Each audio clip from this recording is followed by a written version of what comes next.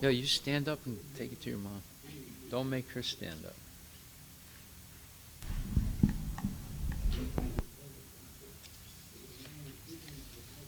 Okay, Advitya, right? No, Advitya. Advitya did his homework. So give him the microphone and let him read his homework. The question. Go ahead. I didn't really understand the full question. What? I didn't understand the full question. Okay, well, but let me I hear wrote what I let me hear what you think the question is. Explain why there is suffering and how can you get rid of it. Okay.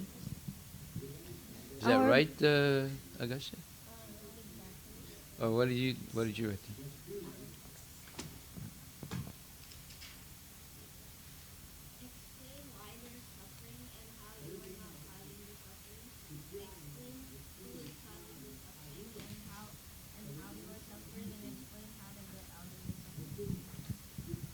Okay, so go ahead.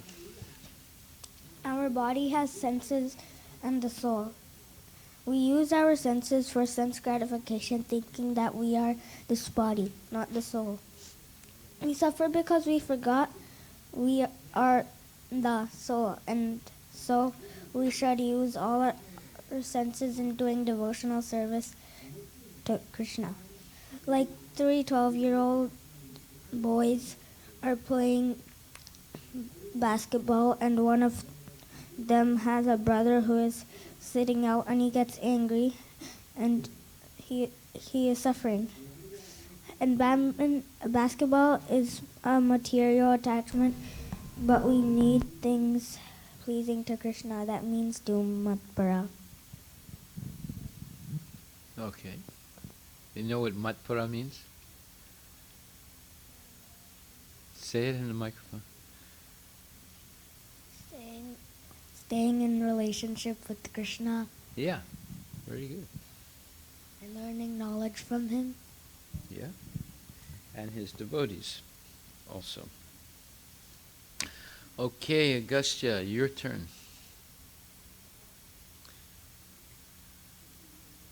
Okay, very good, Advitya. Advitya. Okay. Oh, very loud.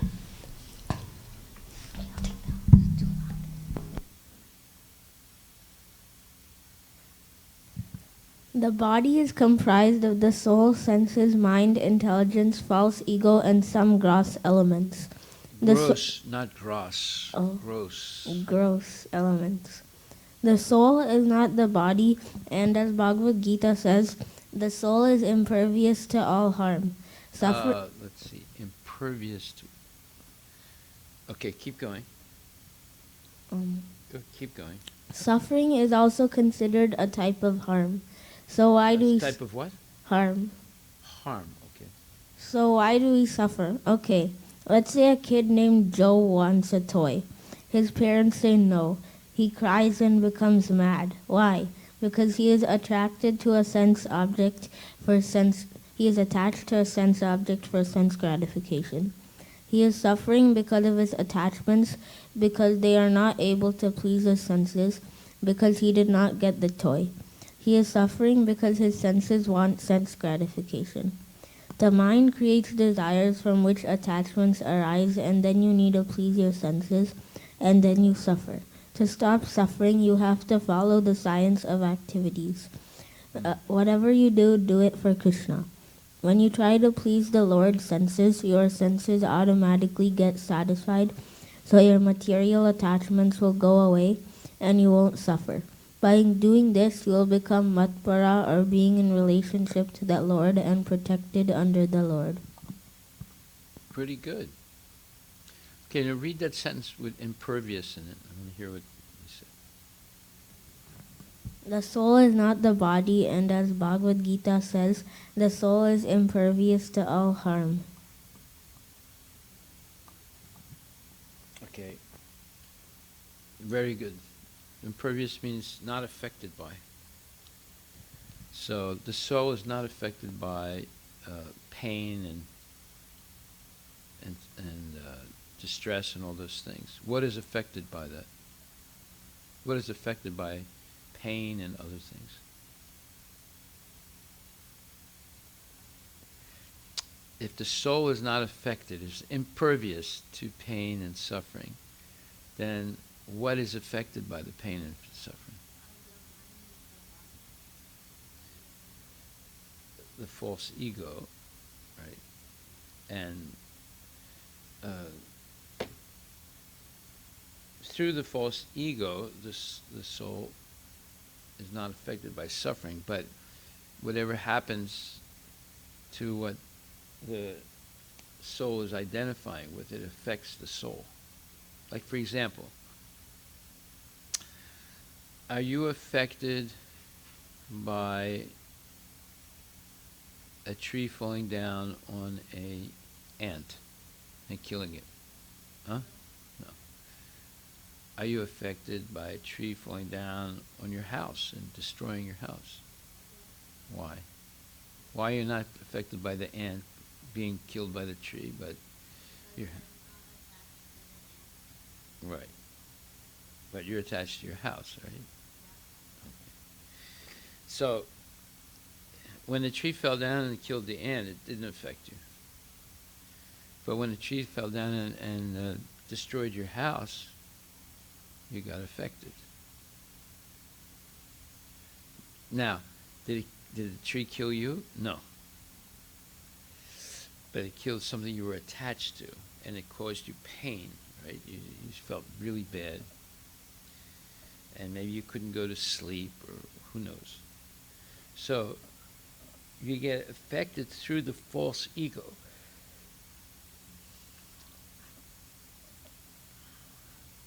That's why it's called false ego. It's not the real you. The real you is your soul, but you identify with other things that are not really you, and you get affected by it. You know, it disturbs your mind. Let's say you had a very nice shirt, and your brother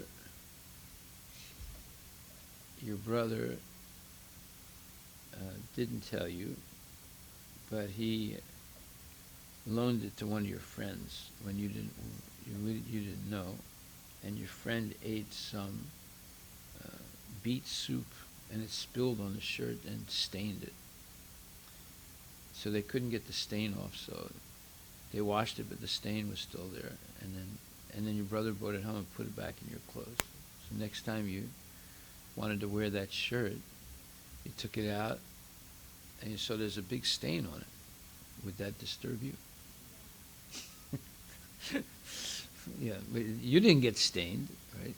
But your shirt got stained because you were attached to that particular shirt. It disturbed you. So it looks like you got affected by something that you were attached to. But if your brother's shirt got stained, would that affect you? Yeah, right. Huh? So you see how it's the false ego, the false sense of proprietorship, the false sense of identification with something that's temporary. And if something happens to that temporary thing, you get affected. Right? Okay, did you do your homework? Okay, give him the microphone. Oh, okay, you had 1 extra hour then. Yeah. At 7. So can you read what the question is? The question was... Give him the other microphone. That microphone is too loud.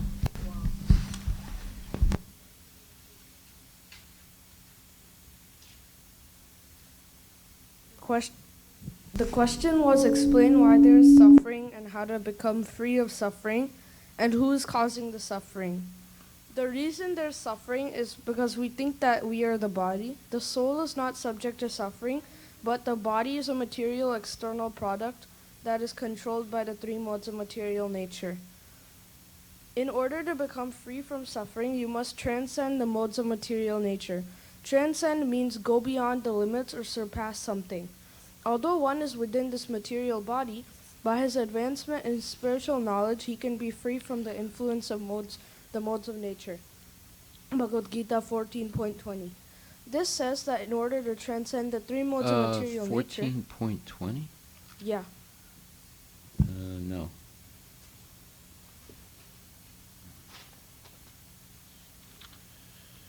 Okay, yeah. Yeah, I'm sorry. This says that in order to transcend the three modes of material nature, by getting more spiritual knowledge, one can be free from them. You can get the spiritual information by coming to class when there is, and attentively taking notes, and by not playing with pencils. The three modes of But material nature. not playing with pencils, not Yeah. holding hands. Not hold hands. Yeah, 'cause sometimes people like to hold hands, and then not poking someone, right? Yeah. Not whispering to someone when you're supposed to be listening. I mean, there's a whole list of things. Go ahead. You only named one. Okay. So the three modes of material nature control suffering. If you transcend or surpass these three modes, there will be no suffering. Yeah, that verse 20. No, verse 20. You said, right? Yeah, 14. Yeah, translate. Okay, I'm sorry. Yeah.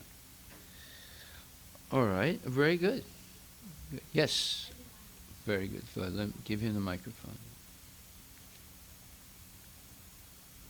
So, the first question was explain why are we suffering? We are suffering because of our false ego or attachment, or our material attachment. We get false ego by identifying ourselves with the body. We get material attachment by family, toys, cars, and etc. And one example of this is when a year ago I got a new bike and it got stolen a week after. But two other bikes also got stolen by that time. But I wasn't attached to those two other bikes. I was only attached to my new bike. Very good example. The second question was, how do you stop the suffering? Yes. When you pass the three modes of material nature and go to transcendental goodness, in transcendental goodness is when you do things to please Krishna. And the third question was, who makes you suffer? The three modes of material nature make you suffer. Also, we suffer by other living entities, by our mind, by other living entities, and by natural disasters. That's it. Great. Very good. Okay, so today we're going to go a little further. See, if you understand how the modes of material nature are acting on you, you can become free of them because you'll see when they're acting. You see when you're being affected by them. And if you don't know this, then you're just confused. You don't know why you got angry. You don't know why you were discouraged. I mean, you might say, oh, no, I know why I'm discouraged because so-and-so said this about me. But that's not true. They didn't, whatever they said, it was not you, the real you. It was your false ego. You say.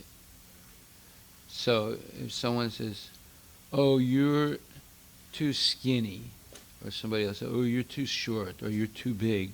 What? So are you too skinny or too big or too short? No, it's just your body, right? Right? Well, they see something and they think that's you. And then you see yourself like that also. You say, oh, this is my body, that's me. So someone says, oh, well, you're too short, you know. Well, then you feel, oh my God, you know, there's something wrong with me. But it's just a temporary thing. You might have been a giant in your last life. You know, like 8 feet tall. Right?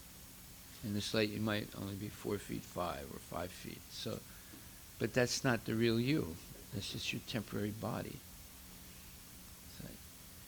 So people get hurt by these statements, and they're not able to forget it, and they think there's something wrong with me. But there's nothing wrong with you. But let's say you're tall, but you're addicted to eating meat and gambling and taking intoxication. But the person is tall, so everyone's like, oh, he's tall and dark and handsome. But if he's addicted to meat eating, gambling, and all those bad habits, there's something wrong with him. But people think, oh no, there's nothing wrong with him. He's so tall, he can put the ball in the basket just with his arm like that. So, and then someone else will say, well, yeah, I mean, this person can't put the ball in the basket like the tall guy, so there's something wrong with him. But that person doesn't eat meat, doesn't gamble, doesn't do anything illicit. So is there something wrong with him? No. What's wrong is breaking those rules and regulations, right? That means that you're not acting like a human being. You're acting like an animal. It doesn't matter. I mean, the giraffe is tall too, but is the giraffe, advanced spiritually? No. So, you see, we identify with the body, and then we get hurt because we have a false conception of who we are. It's just like someone says, oh, my nose is too big. I have to have plastic surgery and make it smaller, right? But do you look better with a smaller nose? Who knows, Who knows whether your nose is big or small, or you look better with a big nose or a small nose, right? So, see all this material identification puts you in a dilemma. D-I-L-E-M-M-A, right? What does it mean, a dilemma? Yeah, 1 second. Let me just make sure I didn't misspell it.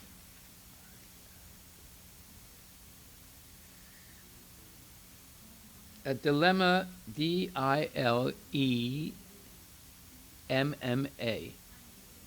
Yeah.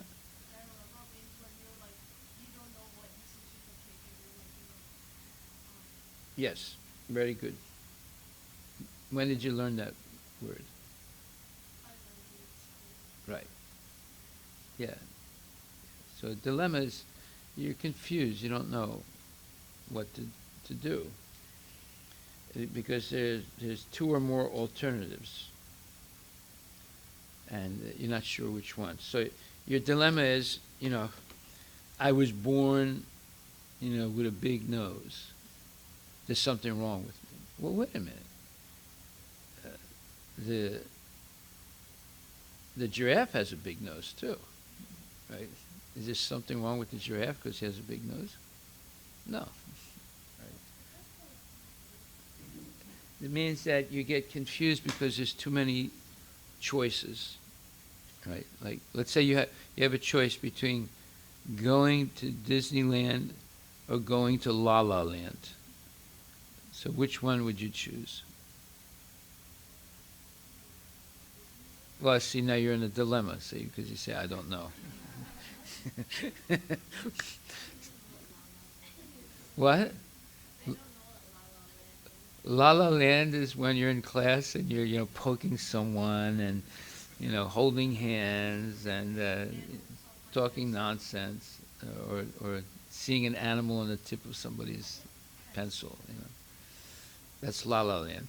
You know what you understand La La Land now? We're in La La Land every day. We don't go to Disneyland every day, but we're in La La Land every day doing nonsense. Right? So some people like that. They like to do nonsense all day long. Okay. So did you do your homework? Okay, go ahead. Prabhu, did you do your homework? Okay. Everyone gets a chance. So the assignment was explain why they're suffering, how they're suffering, and how to become free of it.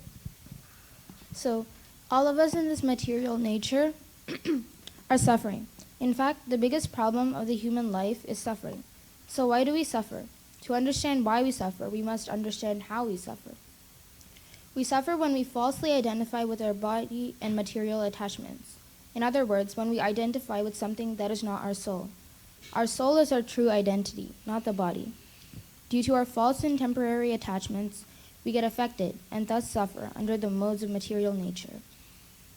The dictionary definition of suffering is the state of undergoing pain, distress, or hardship. Hence, if we keep material designations, we will always be in the state of undergoing pain, distress, or hardship. Ravana was a great example of one who suffered. Ravana had many material designations. He was proud of defeating the demigods and was attached to his position. Due to his immense attachment, Ravana was defeated by Lord Rama. So how do we end this horrible suffering? The main idea is that we understand our true position. As said before, we suffer by falsely identifying ourselves. Hence, if we are learned in the art of understanding our position, we will transcend the modes of material nature and will end our suffering. However, one will be deviated or misdirected by speculating and trying to learn this art by themselves. In Bhagavad Gita, chapter 14, 19th verse, Srila Prabhupada says in the purport that by the instruction of a bona fide spiritual master, a living entity can know of his spiritual position, his material body, his sense, how he is entrapped, and how he is under the spell of the material modes of nature.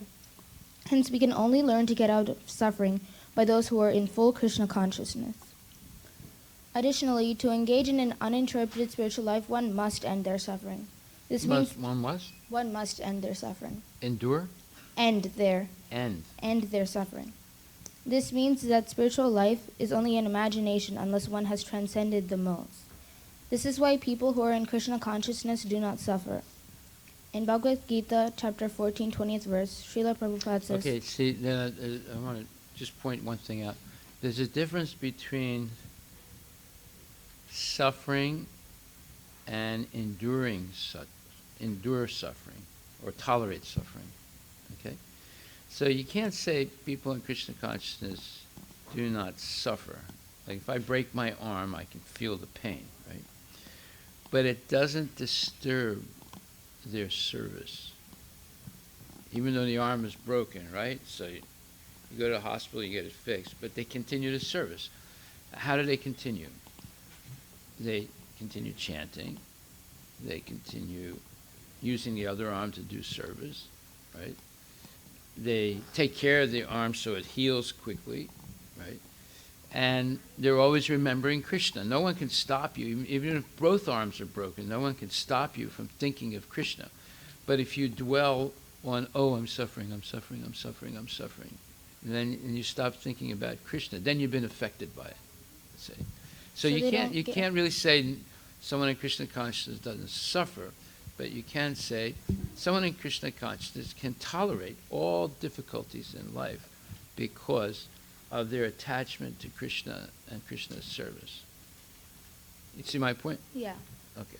Because, if I break your arm, you're going to say, oh, I'm not suffering, I'm not suffering, I'm not suffering, I'm not suffering. Of course you're suffering, right? But it's affecting you. But if it's not affecting you, you calm yourself and say, okay, this is going to go away. It's a temporary thing. But I'm not going to let it make me forget Krishna. Okay. So, in Bhagavad Gita, 14th chapter, 20th verse, Srila Prabhupada says in the purport, when one is freed from the influence of the modes of material nature, he then enters into devotional service. In other words, devotional service in Krishna consciousness is a sign of liberation from material entanglement. Hence, for us to stay in the transcendental position, we must understand our position in relation to the absolute truth, end our suffering, and maintain a spiritual lifestyle. Okay, again you said end our suffering. End. End? Yeah. Yeah. Well, Or get deep. The question is, let's say there's two big categories of suffering. One is physical pain, and the other is mental pain. You can end the suffering from mental pain.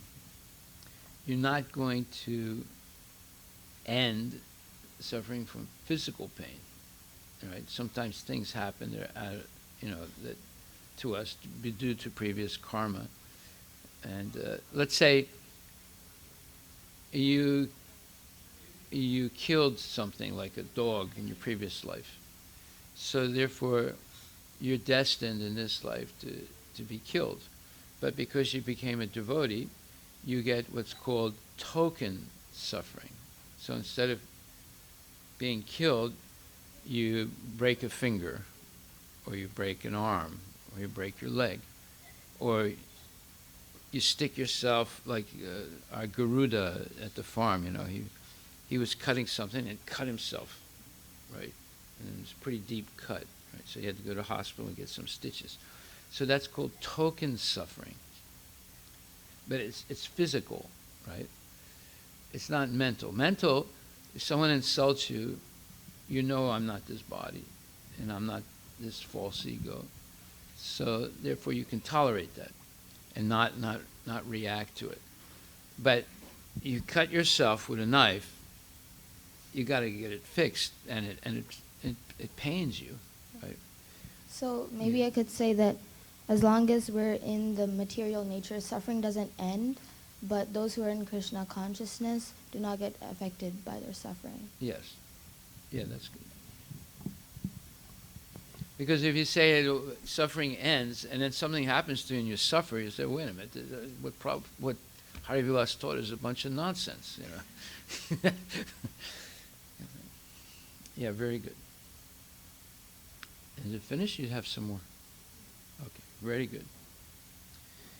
Okay, now, no, probably it's your turn. Go ahead. And Maria, did you do your homework? Okay, so you're next. No, you weren't here. Did you do your homework? No, you weren't here. No, I keep forgetting his name. Madhav, did you do your homework? Okay, so you're after Ria. Go ahead. We suffer because we're forced to act under the spell of the modes of nature. Okay, now she's the only one that said that. I didn't hear that. Did you say that also? Did you say that also? No. Did you say that what she just said? We suffer because we're forced to act under See, the spell of the modes. that was the main point of this verse. We suffer because we're under the influence of the modes of nature. So that's the most important point that you have to bring out. Because if you understand how the modes of material nature are acting on you, then you won't be affected by the suffering. Go ahead. When we forget our real identity and when we identify ourselves with our body and perform activities based on the bodily identification, we suffer. How do we get free from suffering?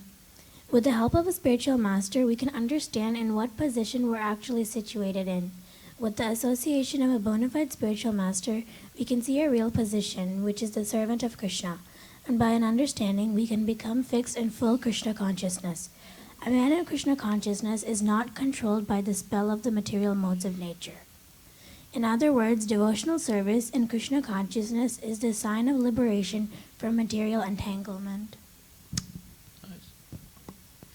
Yeah, see, Prabhupada, in this purport, Prabhupada says, by the instruction of a bona fide spiritual master, a living entity can know his spiritual position, his body, his senses, how he is entrapped, and how he is under the spell of the material modes of nature. He is helpless. You know what that means, helpless?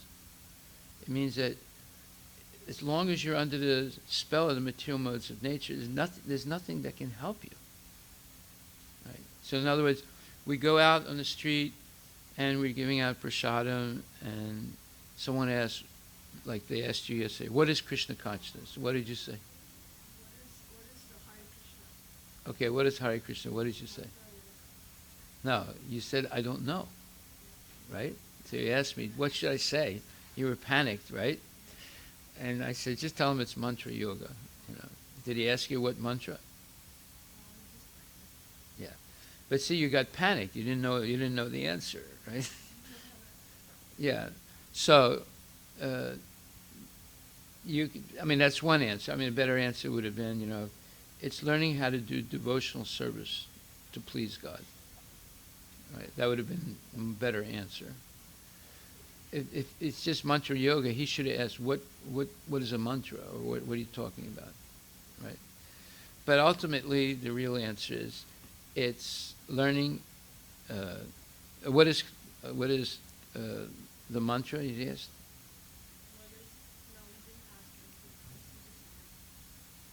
You said, what is Hare Krishna? Yeah, Hare Krishna is learning to serve God with love and devotion. It's called Bhakti Yoga. And one of the best ways to serve God is by chanting the holy mantra Hare Krishna. Okay, so we are helpless. Everyone's being forced by the modes of material nature to do things, and they don't even understand how it's happening, right? And we think we're in control, but we're not in control. We don't control anything. Things are always happening to us that are out of our control, right? Like accidents and cutting ourselves and tripping, and like, just for example, somebody's parent, who was it, recently fell down and broke their, across the street, yeah. A Bengali couple, the wife and the husband were walking, they walk all the way down to Safeway and walk back every day. On the way back, his wife tripped and broke her hip. Now, breaking your hip is very serious. You break your hip and you're old, that means it's all downhill after that. It's very difficult to be able to function normally again, because you can't go to the bathroom, you can't walk, it's extremely painful. So what did they do? They took her to a hospital, and then the doctor said, we got to change the hip. And then no questions asked, the son said, okay, right? And they changed their hip. They put a new hip, or either they fixed the hip with some steel things, or they took it out and put something else in. Right? You know how long it takes to function normally again when they do that? It might never come back to normal, or it could take years before you're normal again. If you're younger, it'll take 1 or 2 years. If you're older, it might never get better again. I mean, that's happened to my mom also. It happens to a lot of people that get older. They might accidentally fall out of their bed, even though they might have a low bed. They just fall out and they break their hip. Because, now the reason why is, usually when people get older, they don't drink milk, and they don't eat well, and their bones become weak. So weak and brittle that just a little fall, they break their hip. Right? And usually they never recover. Meaning after that, it's all downhill. Right? Sometimes they can recover, but with a lot of pain and a lot of effort. Right? Because you have to do physical therapy. You do physical therapy after you break your hip. It's extremely painful and very difficult to see. So this drinking milk is really important. Why? Why is drinking milk important? Anybody know? Yes, Arush?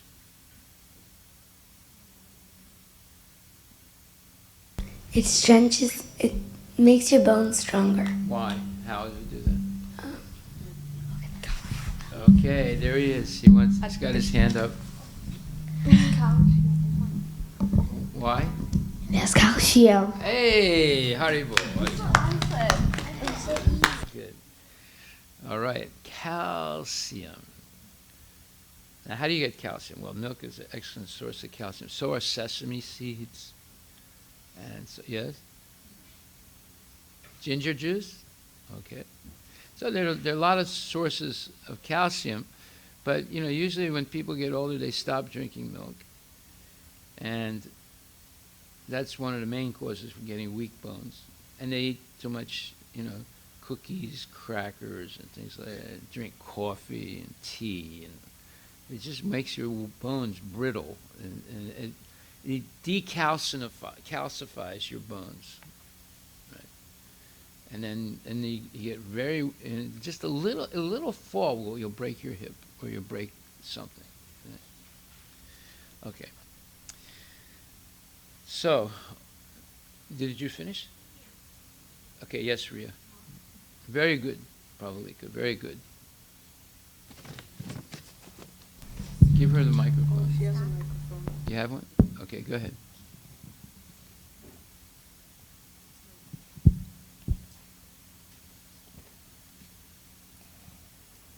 We are suffering because we have false attachments to material things.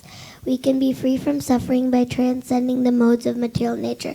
One can transcend all the activities of the modes of material nature just by understanding them properly by learning from proper souls.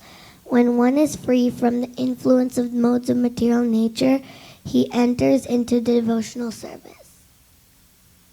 Good. Very good. So she covered it. That is that we have false attachments and we're acting under the influence of the modes of material nature. And you can free ourselves from the influence of the modes of material nature by engaging completely in Krishna consciousness. You have to be completely engaged in Krishna consciousness. Go ahead. Suffering is caused because of false ego and material attachment. Suffering is not caused by us, but it is caused when we come in contact with the modes of material nature. We can become free of suffering by surrendering to Krishna. By performing devotional service, we are freed from the influence of the modes of material nature and attain liberation. Well, okay, so when you say by doing devotional service, but to understand more clearly what that means, you have to understand the verse in the 14th chapter, Mam chayo vibicharena bhakti yogena sevate sagunam samatityaitan brahma bhuyaya kalpate, which says, one who engages in full devotional service, unfailing in all circumstances. This is verse 26, 14th chapter, verse 26. Unfailing in all circumstances, at once transcends the modes of material nature and thus comes to the level of Brahman. Brahman means you're on the spiritual level. You're no more affected by the modes of material nature. So this is your homework for next week. You have to memorize this verse, Sanskrit and English. This is the answer to all your problems. 1426. 1426. This is the answer to how to become free. But it's not doing a little bit of devotional service. I mean, every little bit helps. But if you want to be free completely from the influence of the modes, which causes suffering, right? Then you have to understand this verse, Mam chayo vibicharena. One who engages in full devotional service, unfailing in all circumstances, at once transcends the modes of material nature and thus comes to the level of Brahman. Therefore, we have to make a decision. Do I want to suffer in life, or do I want to minimize, not be affected by the suffering and minimize the suffering? You can minimize suffering by doing this, but there will always be some token suffering because of previous karma. But the token suffering is like 1/1,000,000th of what you should have gotten. You know. So therefore there's pinpricks and there's sprains and there's accidents where your car gets totaled but you're okay. Happens a lot to devotees. And other things like that. See? But it's not that suffering is going to end completely, but as long as you have a body, there's always, and karma, there's always a possibility, but it's minimized. It's called token suffering. So that it doesn't disturb it doesn't interfere with your devotional service. But if you're a nonsense, just like I showed you that, I think about a year or more, I showed you a picture of a devotee in Italy who was also a DJ. You know what a DJ is? Okay. Well, he was a famous DJ in Italy. And one day he was driving and listening to something on his cell phone, right? And talking on the cell phone a little bit too. And as he drove, the cell phone fell out of his hand. So as he's driving, he was driving rather quickly, he bent down to get the cell phone like this, and he had a terrible accident, and he became a paraplegic. You know what that is? Yes? When you're paralyzed, so that your four limbs are Yeah, you can't move, basically. You can maybe move your lips, that's it. So he went from being a famous, and there was a picture of him, when you're a DJ, like you have your the amplification thing, and your records, and you're moving around, you're moving like this, and you're going like that, and dancing. He couldn't do that anymore. It's like one day he could do it, next day he can't do it for the rest of his life. So what did he do? You remember the story? He's a devotee. How did we know he was a devotee? Because when he was a DJ, he had japa beads around his neck. Right? They were tulsi, not tulsi mala, but japa beads. Right? So what did he do? You remember? Yeah, he did. He committed suicide. But he had to. You were not allowed to do it in Italy, so he had to go to Switzerland, where they allow it. They allow assisted suicide in Switzerland. There are certain countries. Holland also allows assisted suicide. Oregon State allows assisted suicide. I don't think Washington has advanced enough yet, but if you want to have assisted suicide, you can go to Oregon State. What do is they set up something, a machine with a lethal injection, right?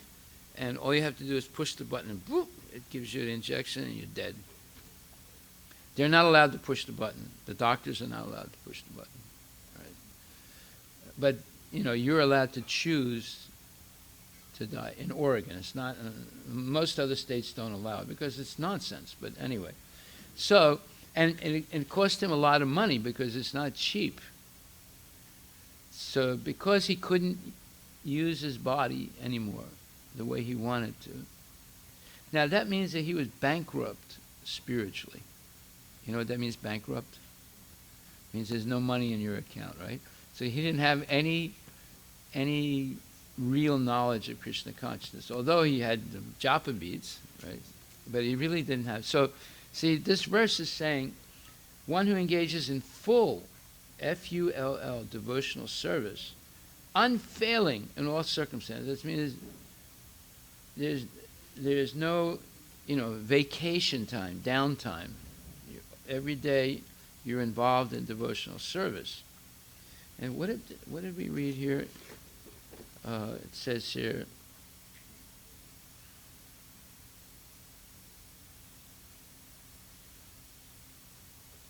okay, so unless one has the help of a spiritual authority, he cannot understand in what position he is actually situated.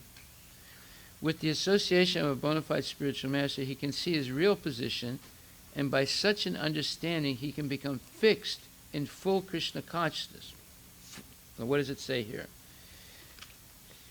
It says, Mam Chayovi Bicharina Bhakti Yogena Sevate, verse 26. One who engages in full devotional service, and he mentioned it in this purport also, that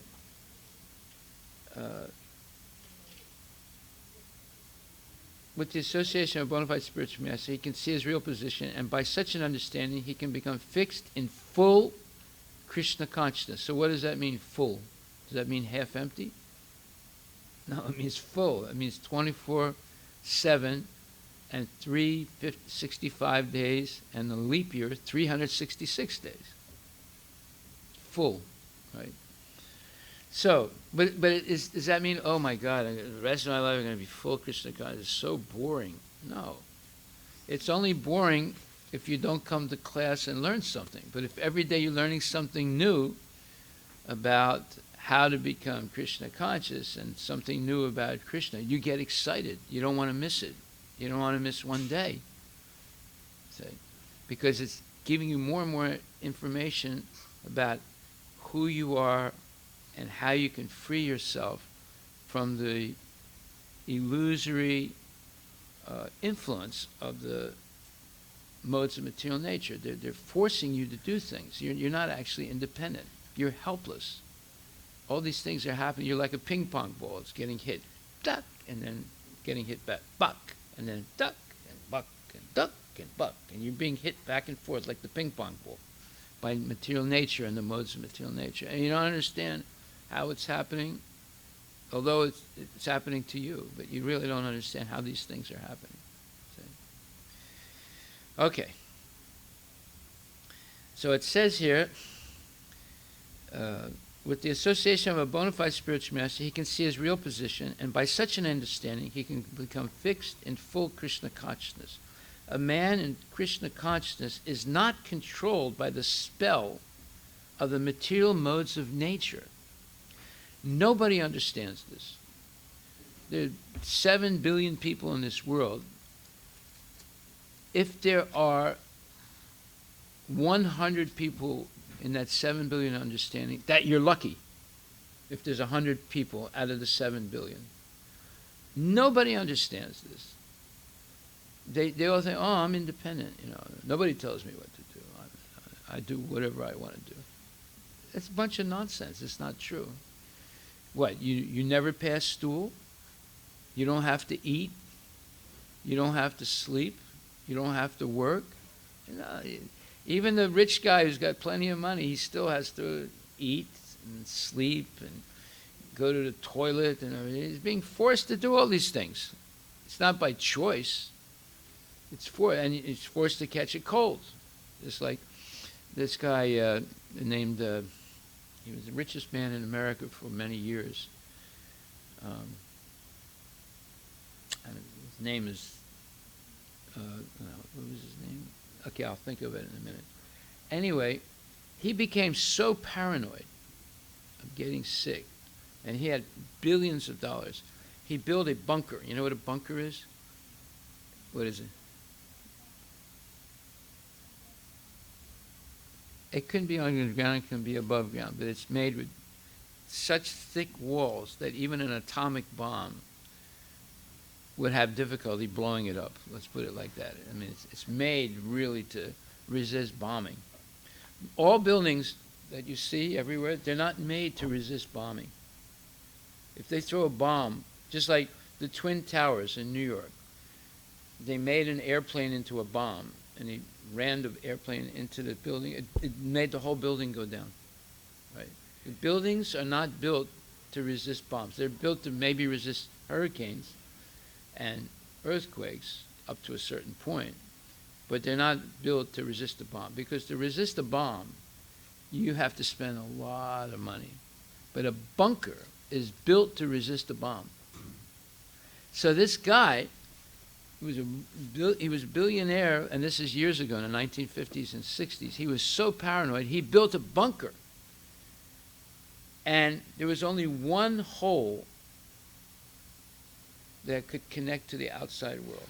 And through that hole, and that hole would be closed most of the time, but once a day they would bring food and put it through that hole.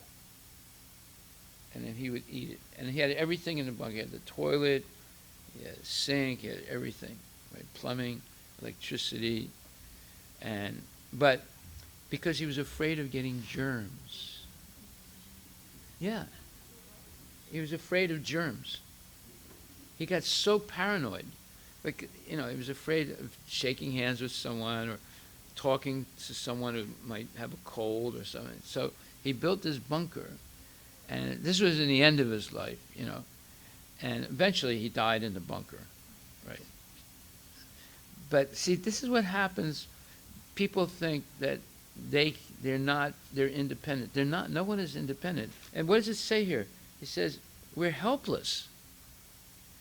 We are helpless. As long as we're under the influence of the modes of material nature, we're helpless. We're being forced to do everything that we're doing. Right?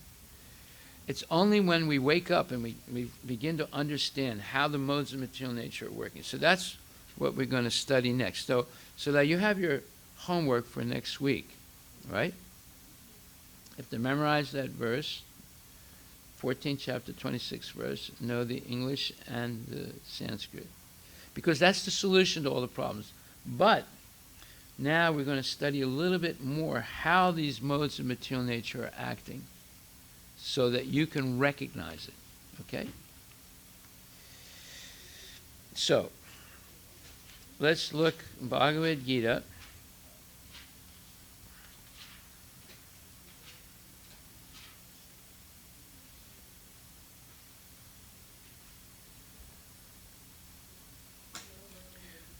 Verse number 14th chapter, verse number 11. If you understand this 14th chapter of Bhagavad Gita, you will be liberated in this life, not after you die, in this life right now. Because you will understand how the modes of material nature are acting on you. And then you'll recognize it when it starts acting on you, you can stop it. You know. And how do you stop the action? You tolerate things. You learn to tolerate. Let's say your brother steals something from you, and you get really angry, and you say, oh, wait a minute. The modes of material nature are acting on me. I'm not going to get angry. I'll tell my mom that he took something from me without asking, and see what she says. And you ask your mom, she said, look, August, you have to learn to share things. You can't be so possessive. You know?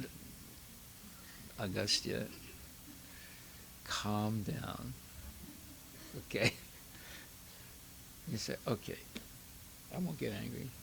And then later, you know, your brother, you know, is younger than you know, he plays with that thing, and then he goes on to something else. And he leaves it on the floor. So you just pick it up and take it back. It might have taken 1 day or 2 days or 3 days, but he got bored with it after a while. You get bored easily? Not really? Well, then it might take 2 weeks or 3 weeks, but eventually you'll find it on the floor somewhere. You got tired of it, so you just pick it up and take it back. So, by the way, every problem will be solved over time. You just have to be willing to wait long enough. You have to be patient. Every problem. Why? Because people get old, they get sick, they die. Then there's no more problem with that person. You just have to be patient, that's all. Every problem solved over time. It's like some people today they have a psychosis. They have with Trump. You know, every day you wake up, I hate that guy, I hate that guy, I hate that guy. You know, got to get rid of him. Got to get rid of him. Well, one day he's not going to be there anymore, right? He's only could be president maximum 8 years. That's it. You know, there's term limits, and he might not get elected in the second term. Who knows? You know, but he's not going to be there forever. You just have to hold your nose and tolerate it. See? So in the same way, we have to learn that, you know, why get so upset by things? You know, you have to learn to tolerate. But you can only tolerate because you're chanting your rounds, you're hearing Bhagavad Gita and Srimad Bhagavatam every day, you're learning something new all the time about Krishna, and you're steady in your devotional service, and you're doing everything. It doesn't mean you can't go to school, or you can't study, or, you know, but you have this solid sadhana. Sadhana means following the rules and regulations of Krishna consciousness. That means there's 5 things that you must do every day. 1, chant your rounds. Now, you might be younger, and your prescribed rounds are like 4 a day. Okay, you can do that. Right? How many you chant a day? Oh, well, see, that's not good. So they have to choose a number that you're going to do every day. So if it might not be 4, maybe it's just 1 or 2, but you got to do it every day. Because if you do it every day, then you can up it as you go along, because you get good at it, right? But if you do 4 one day, 0 next day, 1 the next day, 0 the next day, right? You're going backwards. Always remember, if you don't go forward, you'll end up going backwards. Okay, so you have to hold a position. So if your position is 2 a day, you hold it until you get enough experience to go to 3. a day, and you hold it. And then you get enough experience, you go to 4 a day, and you hold it. But you never go backwards. You go backwards, you lose your momentum. You don't want to lose momentum. Okay. Oh no! Wait a minute. We didn't hear from Prabhuji. Did you read your homework? Oh, you did. Okay. Who did we not hear from? Anybody? Huh? Yeah, he read. He was the first. He was here way before everybody else. Okay. So did Pooja read her homework?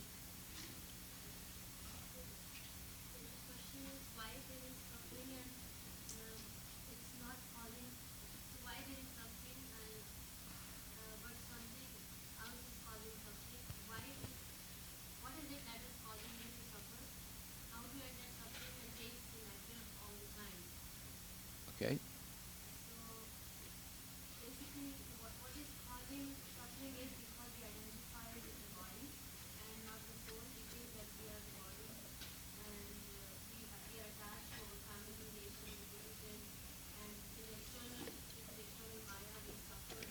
And what?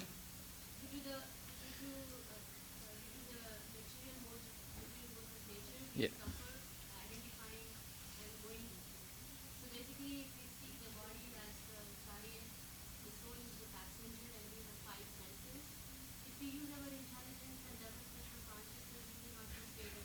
We knew what? Away from what? Okay.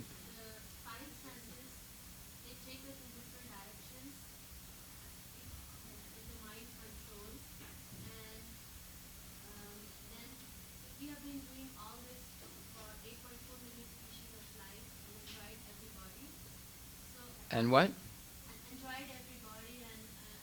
You enjoyed the body as a clam, as a lobster, as a worm. You enjoyed. Yes. We thought we were enjoying.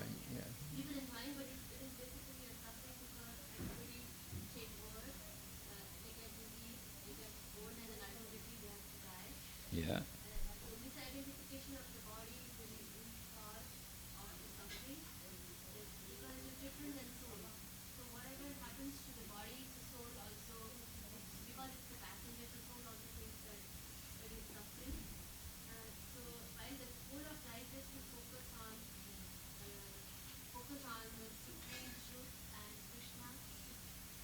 Is there a difference between the Supreme Truth and Krishna? Why don't you just say just focus on Krishna? Sounds like there's a difference between the two. Or the Supreme Truth, who is Sri Krishna, Supreme Personality of Godhead.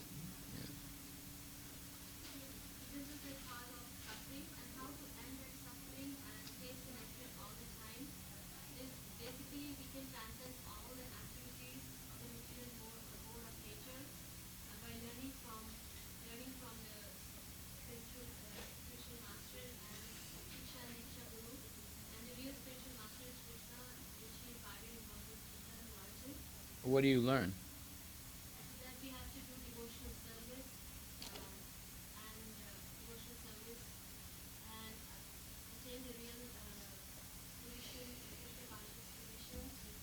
Okay, we get the idea. All right, good. So, now we're going to learn how to recognize the influence of the modes on us. Okay, specifically. Yes? Okay, so 5 things to do every day. 1, chant your rounds. Now, you have to choose a number that you're going to actually do every day. It might be 1. It might be 4. Whatever. But you have to do it every day. And then you get better at it. As you get better at it, you increase that number. Right? Number 2, you have to hear and repeat what you hear from Bhagavad Gita or Srimad Bhagavatam.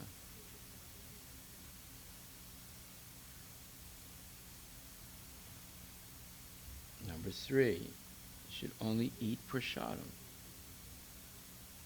what's been prepared and offered to Krishna with love. Number 4, you should visit the temple as much as possible and associate with devotees. And you should also make your home a temple. So if you can't come to the temple every day, you're still in a temple. Yes, Advitya. Okay, your brother will tell you. Okay, that's why you have a brother. He's not a punching bag. He's a source of information for you. Okay, so then number 4 we said, regularly visit the temple and also make your home a temple, right? And number 5,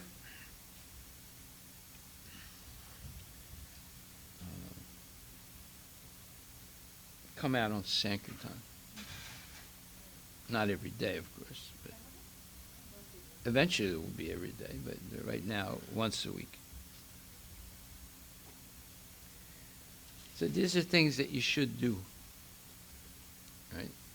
And then there's other things that you should do that are just as important, but they're not named usually. But one of them is going to sleep early every night and waking up early. Uh-oh, it sounds like Krishna's not doing that. Well, yeah, you do it sometimes, right? But you want to see the whole thing about devotional service is doing things every day. Doing things every day. So it's a regular habit. And when you break the habit, you feel bad. I can't break it. I got to keep doing it. Okay, so now let's go on and learn a few things, and then we'll stop. If we look on chapter 14, verse number 11. So it says, the manifestations of the mode of goodness can be experienced when all the gates of the body are illuminated by knowledge. What does it mean, the gates of the body? Shrestha. No, you have 9 gates. 9 gates. Yes, Arush? Yes. Yes. Yeah. Yes. Genitals, right. Okay, so you have 9 holes in the body. They're called gates. What's a gate? It's something that opens and lets something in and then it closes, right? Or then it opens and lets something out and closes, right? It's a gate. You have 9 holes. You have 9 or 10, Augusta? 9, okay, yeah.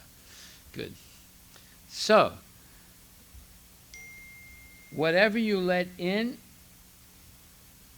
determines who you are, right? So if you let nonsense in, you are a nonsense. That's it, right? And if you only let good things in, you are a good sense, you see?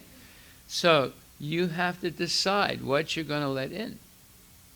Like, let's say some dirty person comes to your house and knocks on the door and says, Arush, let me in. Would you let them in? No.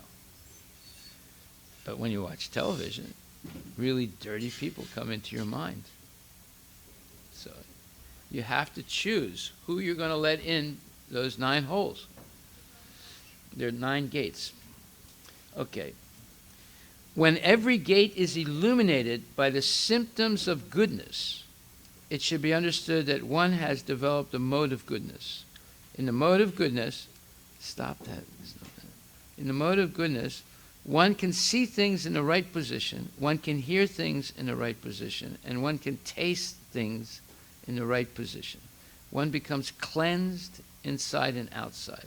In every gate, there is development of the symptoms of happiness. And that is the position of goodness.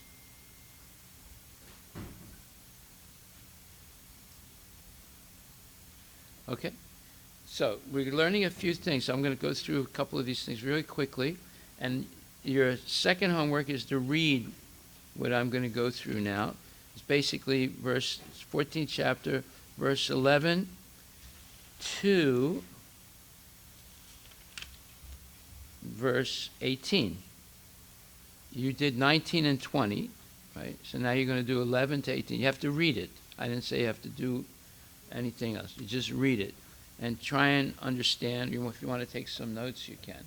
But now you're going to, because you're getting trained now to recognize how the modes of material nature are acting on you. You'll be able to recognize it. And you'll see it in other people also, right? So the next verse says, sometimes the mode of goodness becomes prominent, defeating the modes of passion and ignorance. O son of Bharata. Sometimes the mode of passion defeats goodness and ignorance, and at other times ignorance defeats goodness and passion. In this way, there's always competition for supremacy. So in one day, in one part of the day, you might be in a mode of goodness. In another part of the day, you might be in a mode of passion. In another part of the day, you might be in a mode of ignorance.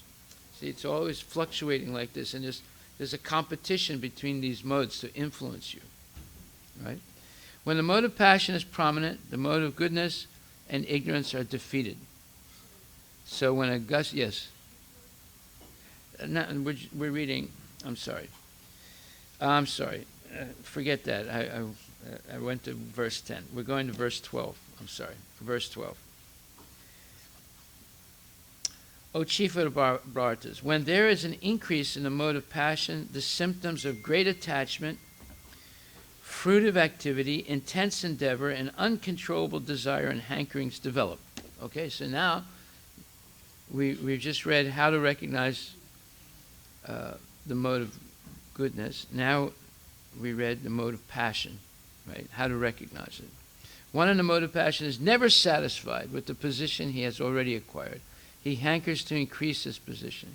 If he wants to construct a residential house, he tries his best to have a palatial house, and if he would be able to reside in that house eternally, as if he would be able to reside in that house eternally. And he develops a great hankering for sense gratification. There's no end to sense gratification. He always wants to remain with his family and in his house and to continue the process of sense gratification. There is no cessation of this. All these symptoms should be understood as characteristic of the mode of passion. Unlimited desires and unlimited efforts to satisfy those material desires.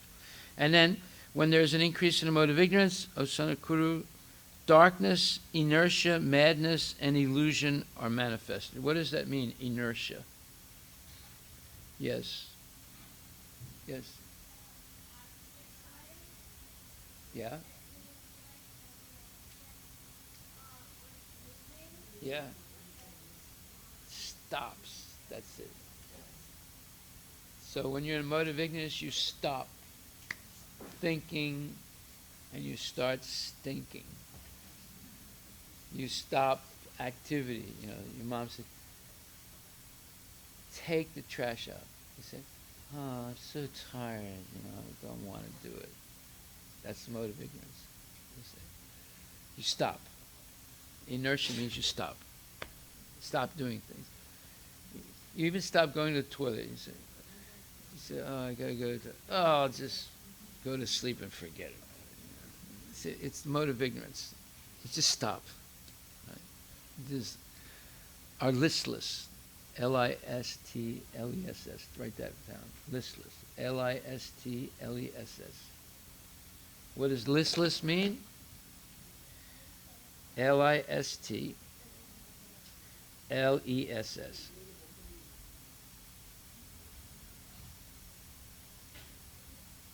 Listless means of a person or their manner lacking energy or enthusiasm. Oh, I don't feel like doing anything. Oh, I don't want to do that. I just want to lay down in my bed and watch television. Right? So, that's listless, just lazy, You just don't want to do anything. Okay? That's the mode of ignorance. When there is no illumination, knowledge is absent. In other words, you're not getting inspired by learning anything. And then you're not, whatever you did know, you forget that also.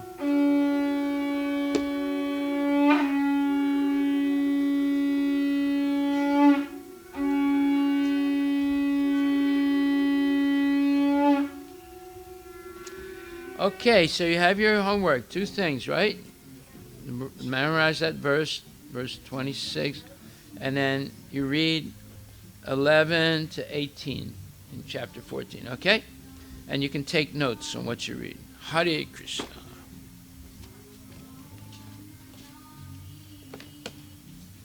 Jai Shri Radhani Madhuri Ki Jai.